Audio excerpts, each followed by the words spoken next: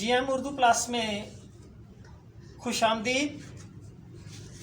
आज मैं अपनी इस वीडियो में पेडिस्टल फ़ैन के बारे में, उसकी जो मूविंग है उसके बारे में कुछ अपने दोस्तों को मालूमात मुहैया करूँगा।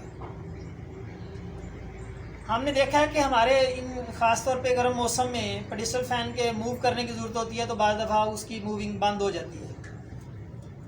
उस सिलसिला में ये देखा, आप देखें कि आपके पेडिस्टल फ़ैन की बैक साइड के ऊपर एक स्पिंडल लगा होता है, ऊपर उसके नाब लगी होती है प्लास्टिक, उसको कहते हैं स्पिंडल, या उसके ऊपर जो लगी है तो उसको स्पिंडल नाब कहते हैं। उस स्पिंडल जो आप जो उसका पिछला टापा खोलेंगे तो उसमें एक कोन होगी, कोन के अंदर एक फाइबर की गरारी होती है।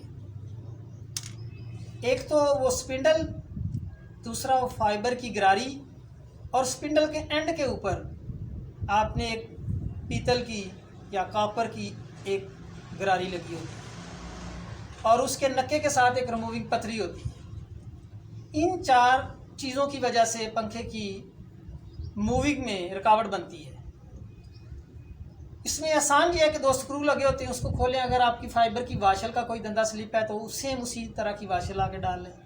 अगर आपके पीतल की गरारी का कोई धंधा स्लिप है या धंधे सारे कमज़ोर हो गए हैं तो वो पीतल की गरारी सेम उसी साइज़ की ले जाएं, एक स्क्रू लगा होता है, खोलें और सेम उसी साइज़ की ला के डाल दें। तो वो आपके पंखे की जो पेडिस्टल फ़ैन की मूविंग है उसको आप आसानी से ठीक कर सकते हैं।